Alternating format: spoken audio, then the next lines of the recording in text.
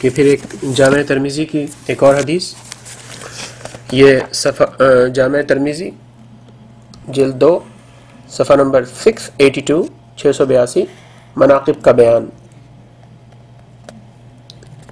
فرمایا رسول اللہ صلی اللہ علیہ وسلم، روایت ہے حضرت علی سے کہ رسول خدا صلی اللہ علیہ وآلہ وسلم نے فرمایا، میں گھر ہوں حکمت کا اور علی اس کا دروازہ ہے۔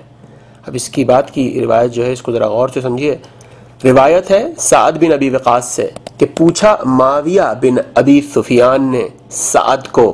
کہ تم برا کیوں نہیں کہتے ابو تراب کو؟ یعنی اس حدیث سے صاف ظاہر ہے کہ معاویہ لوگوں کو اکسایا کرتا تھا حضرت علی کو برا کہنے پر، حضرت علی کے لیے گستاخی کرنے پر۔ اس کو خیر بہت سارے مورخین نے تحریر کیا ہے بشمول مولانا مودودی کے، لیکن بہرحال یہ بات اس وقت ٹاپک نہیں ہے کہ معاویہ حضرت علی کی شان میں گستاخی کرتا تھا کہ نہیں۔ بات یہاں پر صرف اس وقت یہ ہے کہ اس کتاب کے اندر حضرت علی علیہ السلام کی کیا فضائل موجود ہیں۔ روایت ہے سعد بن ابی وقاص سے کہ پوچھا معاویہ بن ابی سفیان نے سعد کو کہ تم برا کیوں نہیں کہتے ابو تراب کو، یعنی حضرت علی کو کہا جب تک یاد رکھوں گا میں ان 3 باتوں کو۔ اب یہ سعد جواب دے رہا ہے کہ جب تک یاد رکھوں گا میں ان 3 باتوں کو کہ کہا تھا ان کو رسول اللہ صلی اللہ علیہ وسلم نے، تو برا نہیں کہوں گا ان کو۔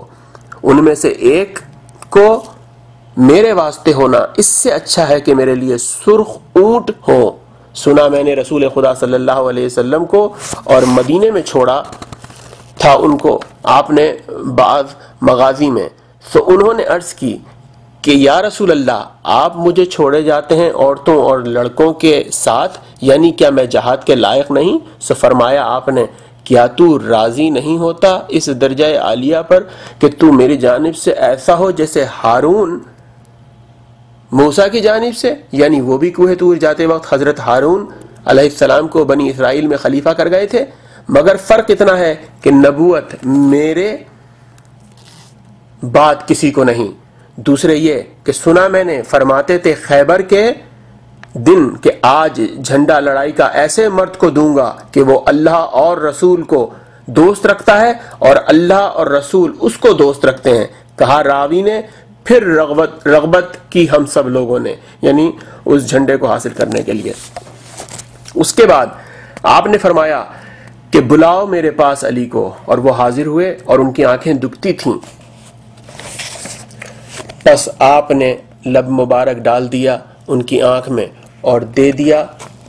جھنڈا ان کو، اور فتح دی اللہ نے ان کو۔ تیسرے یہ کہ جب آیت اتری آپ پر، یہ آیت مباہلہ کی ذکر کر رہے ہیں اب یہاں پر، یہ کہ جب یہ آیت اتری بلایا رسول خدا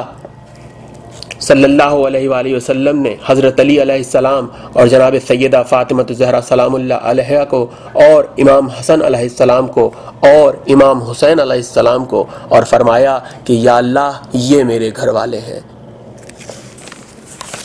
وہی جامع ترمذی جلد نمبر 2، جامع ترمذی جلد نمبر 2 صفحہ نمبر 685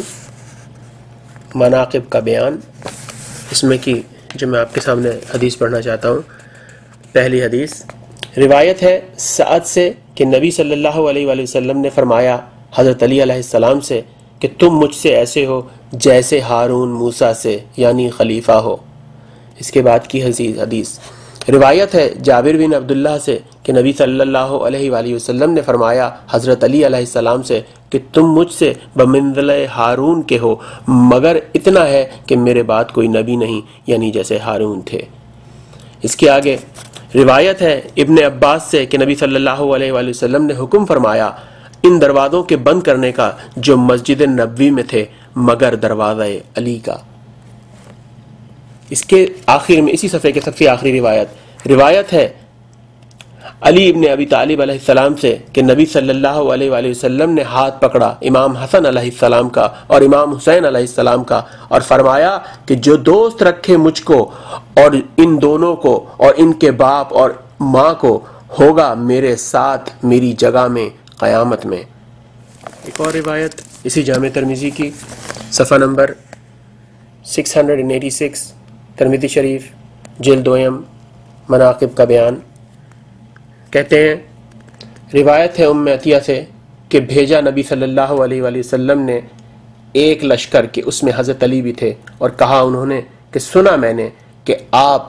صلی اللہ علیہ وآلہ وسلم ہاتھ اٹھا کر دعا کرتے تھے کہ یا اللہ نہ مار مجھ کو جب تک نہ دکھا دے مجھ کو علی علیہ السلام کو،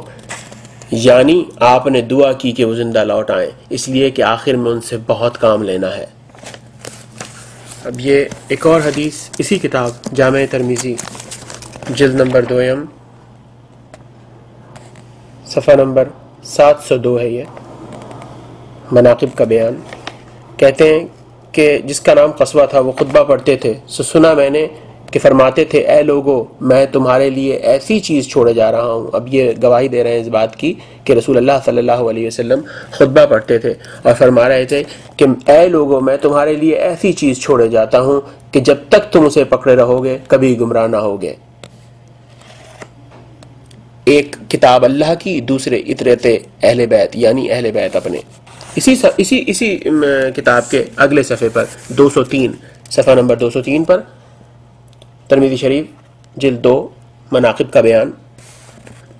کہتے ہیں کہ روایت ہے زید بن ارقم سے کہ فرمایا رسول خدا صلی اللہ علیہ وسلم نے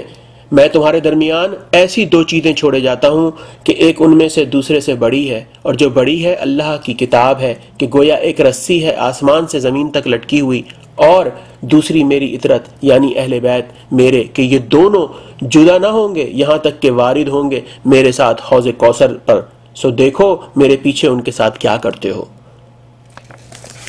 اب یہ احادیث میں نے آپ کے سامنے جامع ترمذی سے پیش کی ہیں کہ جو کہ تمام کی تمام حضرت علی علیہ السلام کی شان میں تھیں۔ اب آپ خود ان تمام احادیث کو سن کر فیصلہ کر سکتے ہیں